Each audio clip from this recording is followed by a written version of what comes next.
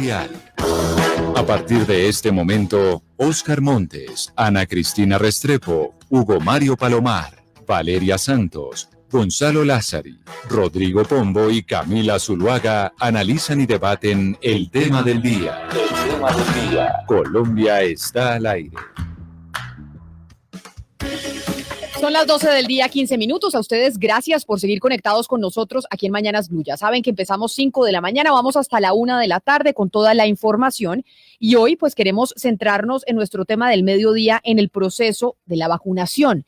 Y es que hay muchas dudas de, bueno, si yo me voy a vacunar, ¿qué tengo que hacer? ¿En dónde me registro? Me están llegando mensajes de texto de las EPS para que me registre. ¿Eso debo hacer clic ahí o no debo hacer clic? Porque también hay estafas que se están presentando a través de las redes sociales y con la gente con todo el proceso de las vacunas. Por eso hemos recibido y seguimos recibiendo sus preguntas. Nos las pueden enviar al 301-764-4108, las dudas que tengan sobre el proceso de vacunación, que aquí las vamos a responder. Y está con nosotros el presidente de ASEMI. ASEMI es la agremiación de las EPS, que son las encargadas de hacer todo este proceso de vacunas. Doctor Gustavo Morales, presidente de ASEMI, mil gracias por acompañarnos. Bienvenido. Camila, muchas gracias a usted por la oportunidad de hablar con usted, con el equipo y con los oyentes. Y le hago una primera pregunta que creo que es la que tienen muchos, que nos la hace Antonio Germán Vergara, que nos está viendo en este momento a través de Facebook Live, y dice, ¿cómo hago para registrarme para poderme vacunar? Esa es la gran primera pregunta, okay. Doctor Morales, la gente dice, ¿dónde me registro? ¿Qué hago? Sí, bueno, realmente, técnicamente, nadie se tiene que registrar para ser vacunado. Y permítame lo preciso, no hay tal cosa como me registro para tener el derecho a la vacuna, no. Todos los colombianos de entrada, sin tener que hacer mayor cosa, tenemos derecho a la vacuna y tenemos acceso al sistema para ser vacunados. ¿Qué sí le estamos pidiendo a los ciudadanos que hagan? Que es distinto, Camila, al concepto de registro. Es que actualicen sus datos, y ya explicaré cómo, para efectos de que cuando sean convocados, cuando sean citados al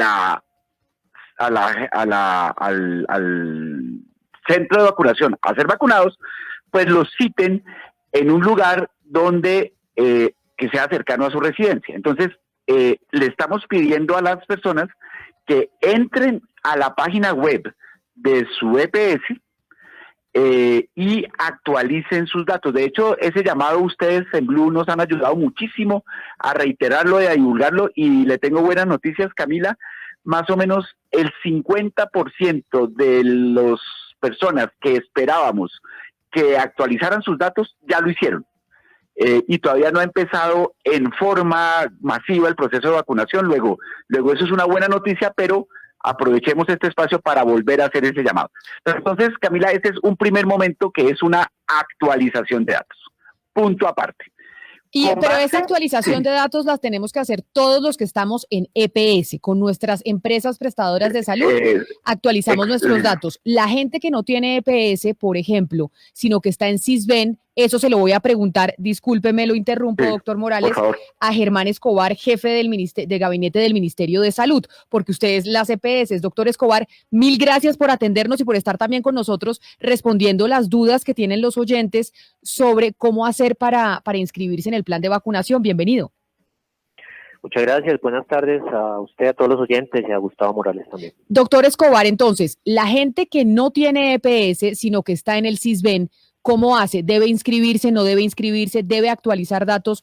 ¿No los debe actualizar? ¿Cómo es el proceso de la gente del Sisbén? La gente que en este momento no tiene EPS, no necesariamente tiene o no Sisbén, debe hacer todo el procedimiento de aseguramiento con las secretarías de salud distritales. En el decreto del Plan Nacional de Vacunación está explícito que la competencia y la responsabilidad para que esas personas se vacunen es de la Secretaría de Salud y deben hacerlo pertinente. Las hemos contemplado en los números estimados de vacunación y las secretarías de salud de cada entidad territorial deben vacunar a estas personas y de paso asegurarlas que tengan acceso al sistema de salud. Ahí entonces está la diferencia. Pero usted nos estaba diciendo algo, doctor Morales, sobre la gente que está en EPS, que ya actualizaron todos sus datos. A mí me llegó un mensaje de texto de mi EPS y no le hice clic porque me dio miedo. Me da miedo porque siempre le dicen a uno, tenga cuidado, porque lo pueden estar estafando, se le puede estar metiendo al celular, etcétera, etcétera. ¿Están mandando ustedes las EPS mensajes de texto para que la gente actualice sus datos? Sí, sí lo estamos haciendo. Es muy bueno, Camila, que la gente tenga esa cautela y esté advertida de que puede haber un fraude, pero también hay que ahí aplicar el sentido común, la intuición, el olfato y saber cuándo uno de esos mensajes tiene cara de fraudulento y cuándo no. Y yo creo que un tip, una pista para saber si es fraudulento es cuando empiezan a pedir datos para luego cobrar dinero, porque esto es muy importante decirlo. La vacuna es gratuita para todo el mundo, en punto de atención. Entonces, cuando uno empieza a ver que le están pidiendo datos de cuentas o que consigne tal plata, ahí ya hay que interrumpir ese contacto. Y eso es muy importante reiterarlo, Camila. Y para redondear la pregunta inicial y en complemento de lo que decía el doctor Escobar, a quien le envío un gran saludo, la otra actividad que parece sonar o se parece a un registro, pero técnicamente no lo es que en aquellos casos en que personas sientan que deberían aparecer en uno de los listados priorizados, es decir, voy a poner el ejemplo más sencillo, si yo soy una persona mayor de 80 años y entro a mi vacuna y no me veo allí figurando, teniendo razones para figurar porque soy mayor de 80 años, tengo el derecho a un proceso que se llama el proceso de postulación, donde viene en un botón que está en mi vacuna, o bien contactando a mi EPS por los mismos canales, le pido a la EPS que verifique mi información y por lo tanto haga la gestión que tenga que hacer para que yo aparezca incluido en esa lista. Ese es un proceso importante, se llama el proceso de postulación, pero como ve usted no es un registro para ser vacunado, es simplemente una diligencia que yo hago para aparecer legítimamente en las primeras listas priorizadas donde debo aparecer.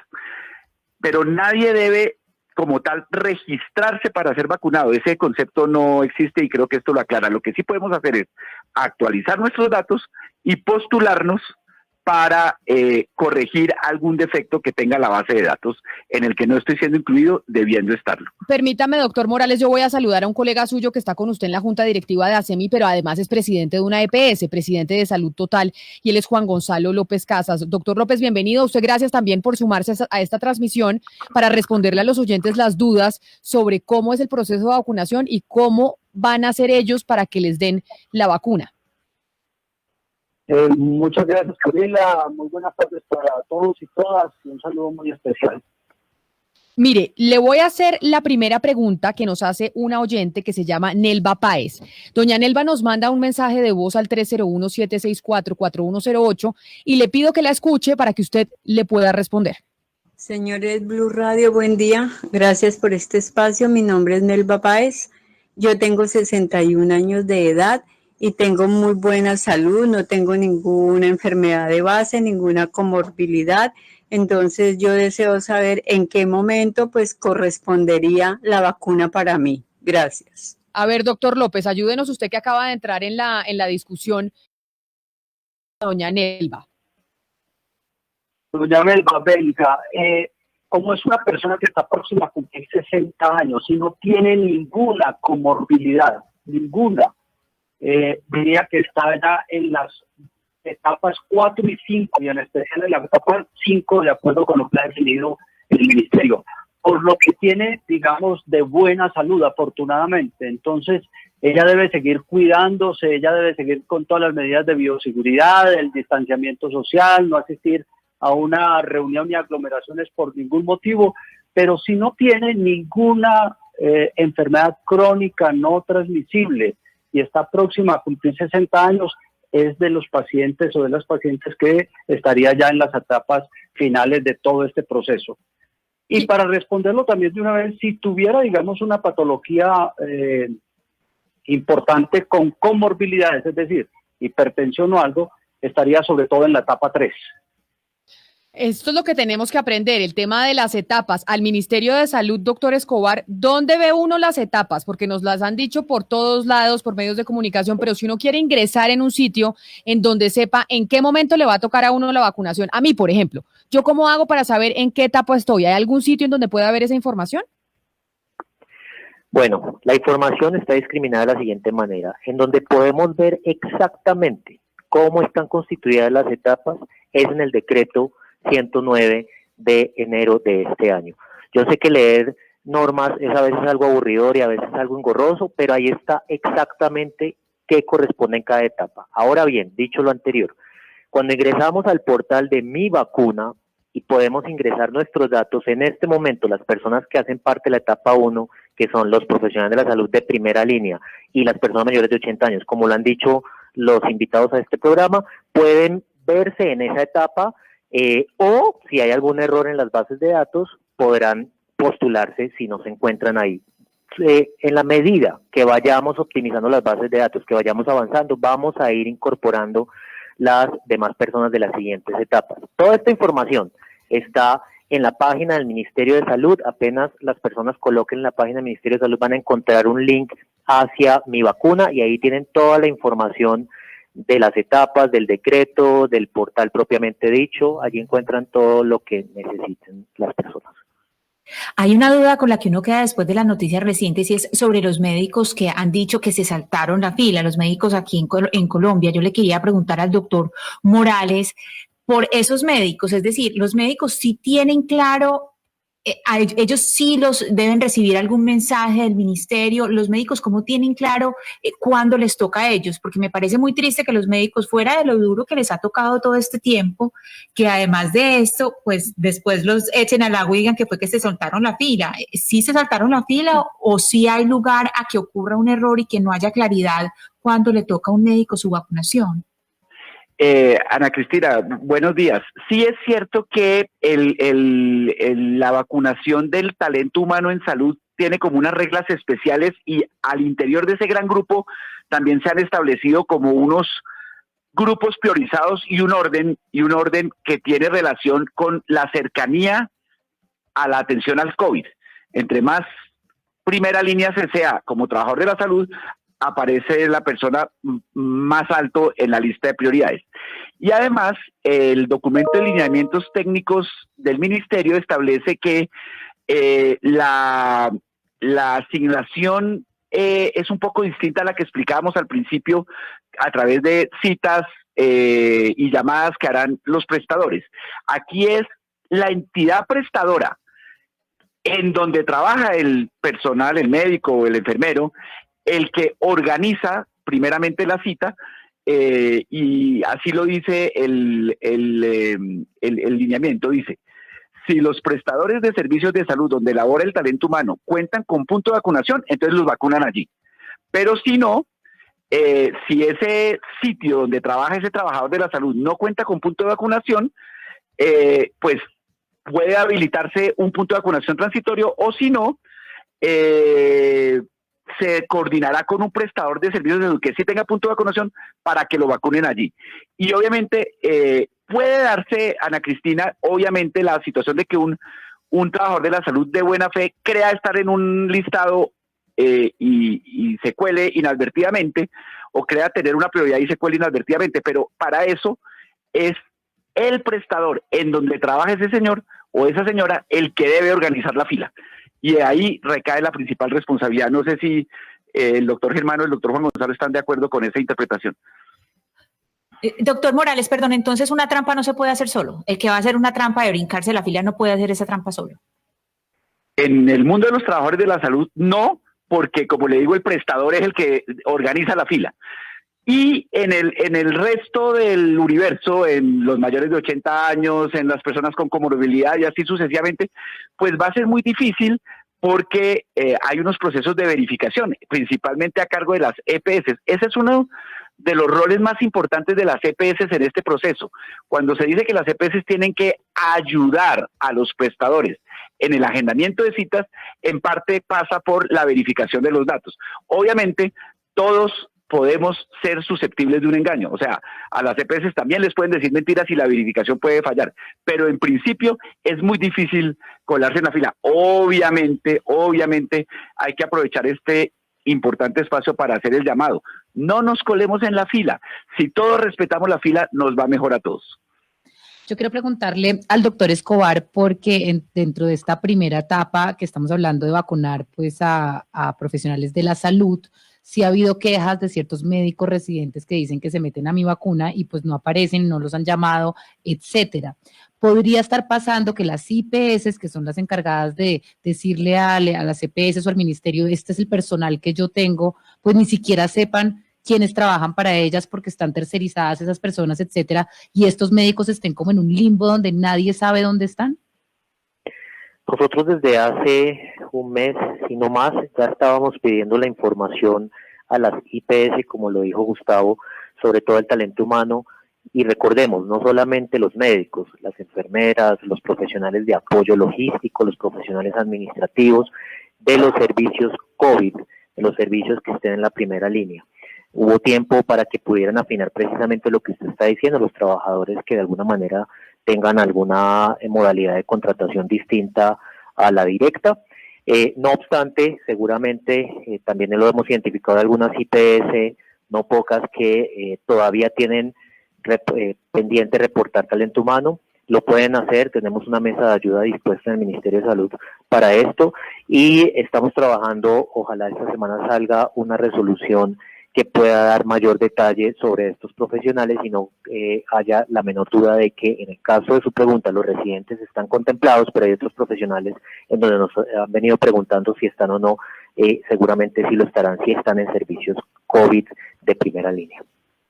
Sí, el doctor Morales hablaba de la atención al personal médico, al personal de la salud, y le quiero preguntar, doctor Morales, de casos en Barranquilla, donde personal médico intensivista, es decir, que están en la primera línea de atención, no fueron vacunados. No, en esas clínicas donde laboran ellos, no hubo la vacunación para ellos. ¿Por qué ocurren estos casos y qué hay que hacer para que esas personas que hacen parte del personal médico, que están en riesgo, que hacen parte de la primera línea, no han sido vacunados para que sean vacunados, doctor Morales? Oscar, con los buenos días. No conozco el caso específico de Barranquilla que usted menciona, pero si eso llegase a suceder, y hay que pues ser conscientes de que estamos en los primeros días de este gran emprendimiento, de esta gran empresa nacional, con tantos actores, con tantos recursos, con tanta energía, y seguramente fallas va a haber, sin duda. Lo que hay que transmitir aquí, como muy importante, es que quien haya tenido esa situación, por supuesto que no pierde el derecho a ser vacunado, puede volver a postularse por los caminos que hemos explicado, puede decirle, en el caso de los trabajadores de la salud, a su entidad prestadora que hubo una falla y la entidad prestadora rearmará la lista, puede acudir a la mesa de ayuda que acaba de explicar el doctor Escobar. Es decir, caminos para solucionar estos problemas existen. ¿Por qué suceden? Pues cada caso será distinto. Seguramente hubo alguna falla en la conformación de la lista o alguna verificación que no funcionó. Eso nos va a pasar con alguna frecuencia, hay que advertirlo de paso, pero la buena noticia es que hay los caminos para solucionarlo y nadie pierde el derecho a ser vacunado. Sin embargo, yo creo que en este punto, como en otros, el doctor Juan Gonzalo López, que es general de tropa, está en el campo de batalla, puede explicarlo incluso mejor que yo.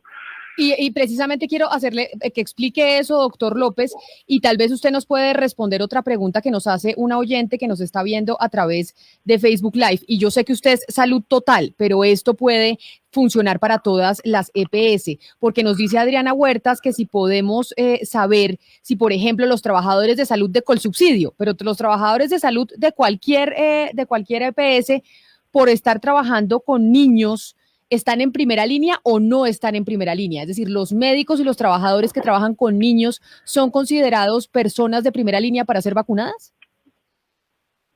Bueno, muchas gracias Camila y muchas gracias Gustavo. Con relación al primer tema, venga, no podemos olvidar que esto tiene una gradualidad y apenas estamos empezando, ¿no?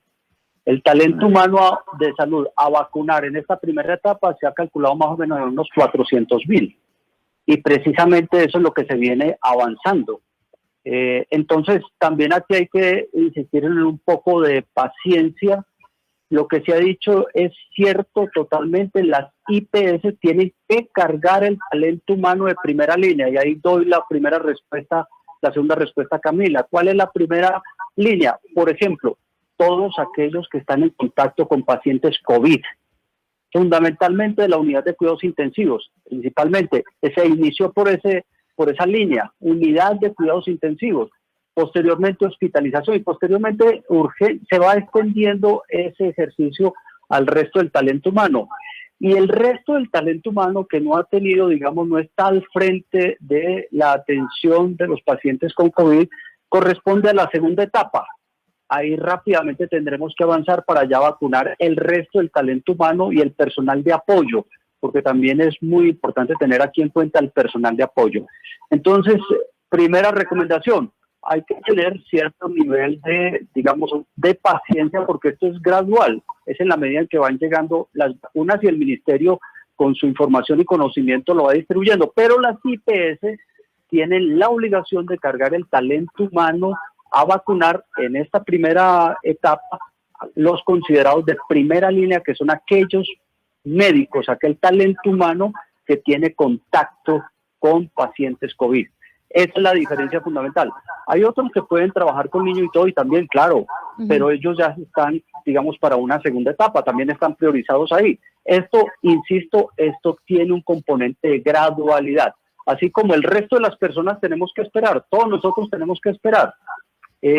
Mientras nos llegan vacunas, claro, mientras nos llega la etapa, y tendremos que seguir con las mismas medidas durante todo este proceso. Quiero trasladarle esta pregunta al doctor Escobar del Ministerio de Salud, que nos la hace llegar una persona, un oyente que no se identifica, pero que nos envía su mensaje a través del 301-764-4108. Doctor Escobar, escuche lo que nos dice. Buenos días, soy paciente asintomática. Quiero saber si estando positiva me pueden vacunar o tengo algún riesgo. Muchas gracias. Doctor Escobar, ¿qué le respondemos a este oyente? Sí, como lo dijimos hace también un par de semanas, nosotros vamos a incluir a las personas que han tenido previamente COVID-19. Por lo que entiendo del mensaje del oyente, ella en este momento tiene la enfermedad, aunque pareciera estar asintomática después de su aislamiento respectivo y después de haber ya dejado de tener la enfermedad. Seguramente entrará en el Plan Nacional de Vacunación en la etapa que le corresponda, dependiendo de si es etapa 1, 2 y 3 por su edad o por comorbilidades que tenga. Yo quisiera hablar sobre el plan de vacunación exactamente, señor Escobar, porque hoy conversamos con un doctor de los Estados Unidos que recomienda entregar y administrar más dosis en su primera fase y esperar un poco 6 semanas para la administración de la segunda dosis, que el plan de vacunación que se está realizando en el mundo podría estar matando a más personas. ¿Ustedes han pensado en administrar una sola dosis, o sea, arrancar y pensar el plan de vacunación en una sola dosis? Nosotros nos estamos ciñendo a lo que dice la autorización de uso de emergencia por parte del INVIMA. Esa autorización de uso de emergencia se da con base en una información validada de estudios y ensayos clínicos. Si los estudios clínicos no soportan la evidencia de tener una sola dosis o de incluso aumentar el tiempo, espaciar el tiempo de dosis, nosotros no tomaremos una decisión en ese sentido. ¿Qué estamos viendo? Pareciera estar surgiendo alguna evidencia en los títulos de anticuerpos que surgen después de la segunda dosis que respaldaría dilatar un poco la colocación de la segunda dosis. Sin embargo, la estamos estudiando, la vamos a seguir estudiando en el comité asesor del Ministerio de Salud con los expertos, científicos y académicos, y en tanto esa evidencia nos dé el soporte, tomaríamos una decisión en ese sentido. El día de hoy seguimos adelante. No, es que ahí lo quiero interrumpir porque yo quisiera saber cuál es el tiempo que ustedes están manejando entre la primera dosis y la segunda, porque depende ya de cada fabricante, depende de cada fabricante. No, en cuanto a Pfizer, es 21 días.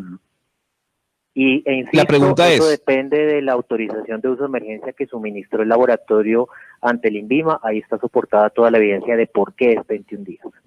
Claro, pero la pregunta es, ¿por qué no escuchar lo que están diciendo los CDC en los Estados Unidos, recomendando un espacio de 6 semanas. Es más de 21 días y con esas 6 semanas pudiesen administrarle más dosis o más primeras dosis a más personas. Nosotros estamos abiertos a toda la evidencia, siempre lo hemos estado, el comité asesor recoge toda la evidencia, cuando haya comunicaciones oficiales la recogemos, la estudiamos y si la evidencia es suficiente, por supuesto que tomamos la decisión.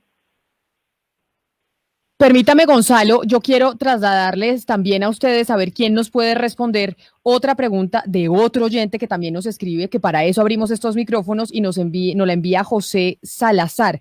A ver, lo escuchan ustedes y me dicen quién le puede responder. Buenos días, les habla José Salazar de Bogotá.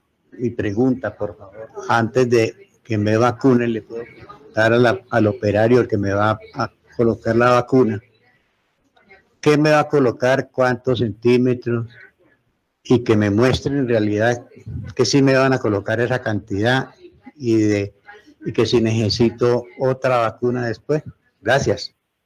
Pero entonces, doctor López, usted que está en el campo de batalla, creo que esto es para usted. Mucha gente tiene esa pregunta. Oiga, yo puedo preguntar cuál es la vacuna que me van a poner, puedo escoger la marca, puedo estar diciendo cuánto me va a aplicar, etcétera, etcétera. La pregunta que hace nuestro oyente.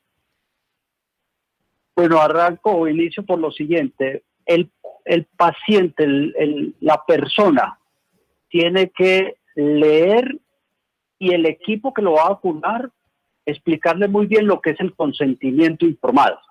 Ahí hay muy buena información con relación a la vacuna que le van a aplicar.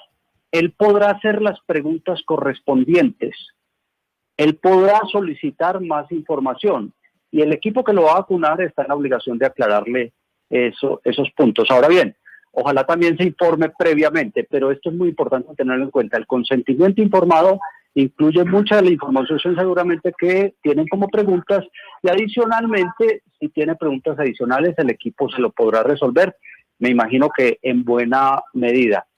En cuanto a escoger vacuna, esto tal vez es un poco más complicado, porque recuerden que la vacuna le llega a ser a la IPS y le puede llegar de cualquier marca, ¿sí? De cualquier laboratorio, y es la que le corresponda de acuerdo con esa disponibilidad de la vacuna. No sé si por parte del ministerio tienen algo adicional, pero en realidad ese es el ejercicio. El ejercicio es, venga, estas son las vacunas, aquí están disponibles estas vacunas, y en la medida en que, recordemos muy bien, la EPS le ha entregado la información sobre las personas a vacunar a esta IPS y la agenda, de acuerdo con esa disponibilidad, es que tiene acceso a la vacuna. Doctor Escobar, yo quiero preguntarle a ustedes dentro del ministerio qué tanto están dispuestos a flexibilizar este plan de vacuna y volverlo un poco más dinámico y cambiarlo según las circunstancias. Se lo pregunto porque tenemos entendido que la alcaldesa les pidió a ustedes la autorización de si iban a los geriátricos y tenían vacunas, porque no vacunaban de una vez, pues a la persona que tenía 78 años, 76 años y de una vez agilizaban y salían de ese establecimiento específicamente y ustedes le dijeron no. ¿No será que estamos demasiado rígidos y esto nos va a poner, digamos, en un camino muy lento hacia la vacunación masiva?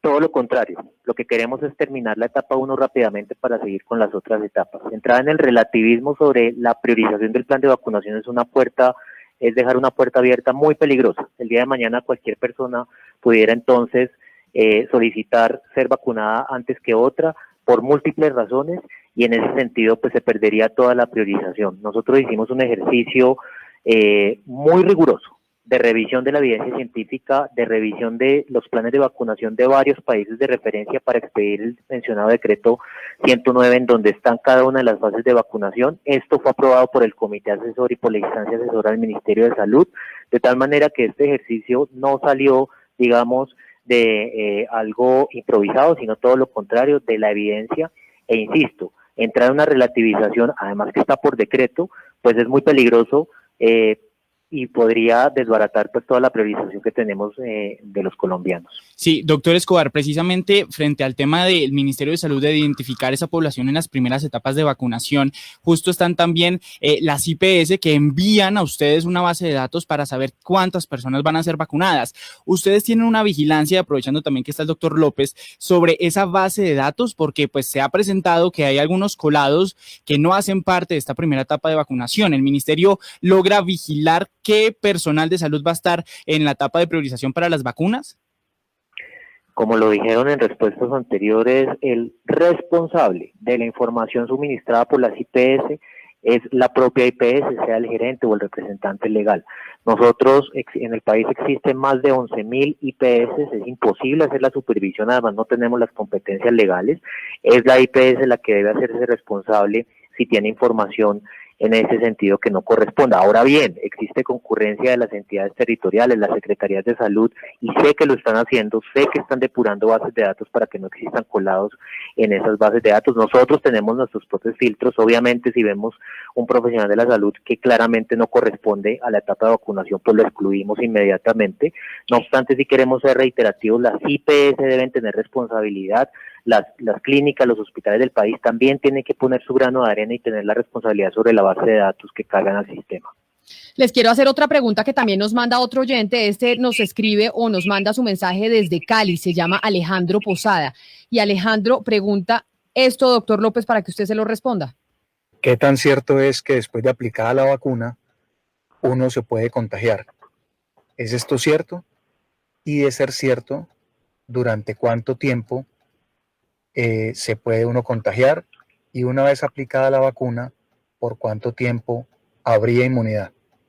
Alejandro Posada, desde Cali. ¿Qué le respondemos a Alejandro desde Cali?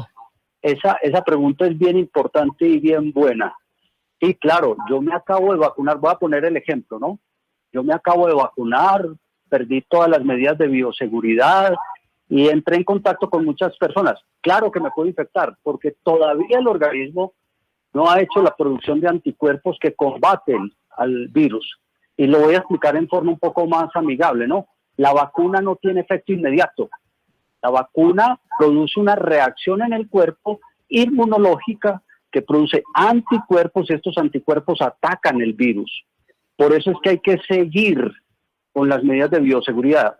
Es más, me pueden vacunar y yo tener el virus incubado.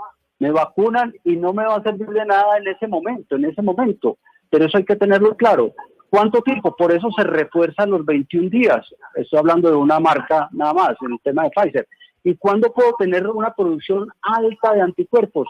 Después de 3 a 10 semanas adicionales a esa segunda dosis, donde hay buenos niveles de anticuerpo y puedo tener defensas. Por eso siempre la recomendación es, siempre, vuelvo y lo reitero, siempre la recomendación es sigamos con las medidas de bioseguridad, sigamos con el distanciamiento físico, aireemos nuestra casa, nuestras oficinas e igualmente por ningún motivo tengamos reuniones con muchas personas y todo, porque podemos infectarnos. Entonces, la vacuna claro que protege, claro que sí, y eso es muy importante, es una vacuna segura, es una vacuna con calidad, es una vacuna que induce la producción de anticuerpos o de inmunidad para combatir el virus, pero el cuerpo se toma unas semanas para eso, y eso es importante tenerlo en cuenta. Tal vez la mejor producción de eventos o de sustancias contra el virus las tiene el cuerpo, pero el cuerpo se toma su tiempo para precisamente generar estos anticuerpos y generar posteriormente toda una protección para que de ahí en adelante nos continúe protegiendo esta inmunidad. Sí, hay otro tema, Camila, que está generando mucha polémica en el mundo. En algunos países a las personas ya vacunadas se les está entregando una especie de pasaporte verde que incluso pueden portar en el teléfono celular. En Colombia esto va a pasar, doctor Morales, ¿se le va a exigir luego de vacunadas a las personas que porten un pasaporte? Según los lineamientos, a las personas se les va a entregar un carnet donde se acredita que están vacunados, pero hasta donde llega mi conocimiento, todavía no estamos en el punto en el que ese carnet abre puertas o cierra puertas según si se tiene o no se tiene. Ese es un debate de epidemiólogos y de bioéticos muy, muy complejo, porque entre otras cosas, como Colombia optó por no hacer obligatoria la vacuna, que es otro gran debate, que ya quizás pasó el momento para darlo, pues también es cierto que no se pueden ni restringir derechos, ni dar más derechos de conformidad con si se vacunó la gente o no. Entonces están atadas las dos cosas. Ese pasaporte sanitario que se están adoptando en algunos países en medio de grandes debates, está muy ligado con el hecho de si la vacuna es o no es obligatoria. Si sí fuese obligatoria, que no es el caso en Colombia, es más consistente que haya este pasaporte sanitario porque yo cumplí con mi obligación, entonces tengo más derechos. Pero si es voluntario, no me pueden restringir otros derechos por yo no haber ejercido esa voluntariedad. No sé, creo que Germán puede complementar lo que está pensando el ministerio. Precisamente, doctor López, yo quiero preguntarle eso a Germán Escobar, al jefe de gabinete del Ministerio de Salud. ¿Esa voluntariedad de la vacuna se está pensando a futuro obligar a las personas a vacunarse con el COVID? No, históricamente Colombia ha tenido un plan ampliado de inmunización que, si bien es cierto es de una cobertura del 90 y tanto %, no ha sido obligatorio por derecho desde el punto de vista jurídico. Y en ese sentido acá tampoco estamos pensando en una obligatoriedad. Yo creo que esto es una responsabilidad de todos. Gustavo Morales y los demás panelistas han sido muy claros. Todos tenemos la responsabilidad de vacunarnos. Las vacunas en este momento han demostrado seguridad y efectividad. Y en la medida, de todas maneras, las personas que por razones personales, por la que sea, deciden no hacerlo, no puede tener restringidos sus derechos fundamentales y otros derechos en ese sentido. Quiero, doctor Morales, ponerle otra pregunta que nos manda una oyente a nuestra línea de WhatsApp, y es una profesora que pregunta lo siguiente. Hola, buenos días. Sí, yo tengo una inmensa duda porque yo soy docente y mi EPS es la Red Vital y yo no la he estrenado. ¿Tengo mis datos actualizados? Sí. Tengo comorbilidad de asma, pero no sé si allá la tienen presente. Y esa es otra duda que nos ha llegado mucho, y es, por ejemplo, la gente que usa prepagada y no usa EPS y haga de cuenta que es hipertensa, doctor Morales, o tiene otras comorbilidades en la EPS, a pesar de que no la hayan usado, que se estén cambiando o que usen la prepagada en la EPS, ¿tienen todo ese historial clínico? Camila, sobre la pregunta de la docente, esta entidad que le presta el servicio de salud a ella es, para efectos de este plan de vacunación, su EPS. Entonces, el hecho de que no se llame técnicamente EPS no cambia la situación. Los docentes, como otros sectores poblacionales, las fuerzas militares, los profesores de las universidades públicas, están en algún sentido por fuera del Sistema General de Seguridad Social en Salud, pero en otro sentido también tienen aseguradora. En el caso de la docente es esta entidad que ella ha mencionado y tiene que cumplir los mismos deberes, y el relacionamiento con esa entidad es lo mismo que cualquier otro ciudadano con su respectiva EPS. Eso de no haber usado la EPS, eso es una frase que usamos muchos, pero eso en el fondo es relativo. Todos en algún sentido usamos la EPS, incluso si entramos al sistema por vía de otros servicios, como por ejemplo el que usted ponía de ejemplo, que es el de la prepagada. Para eso, Camila, es que es muy importante hacer el esfuerzo, así sea la primera vez que lo hagamos en la vida, de actualizar nuestros datos, para que por primera vez en la vida la EPS sepa dónde estamos y cómo estamos. Y como le decía, si nosotros, como en el caso de la señora que preguntó, creemos, por ejemplo, que tenemos una situación que nos hace caber en una de las primeras listas, por ejemplo, en el caso de ella por asma, ahí está el camino de la postulación. La señora puede hacerle saber a su entidad, a su, entre comillas, EPS, vea, señores, ustedes nunca han lidiado conmigo porque yo he atendido mi salud por otros caminos, pero quiero que sepan que yo tengo asma. Esa entidad recogerá esa información, hará la verificación correspondiente, y si la verificación confirma la percepción que tiene la señora, la incluirán en las listas. Doctor Escobar, Camila, yo quiero David, preguntarle... Sí, doctor Escobar, adelante. Gracias al doctor Morales.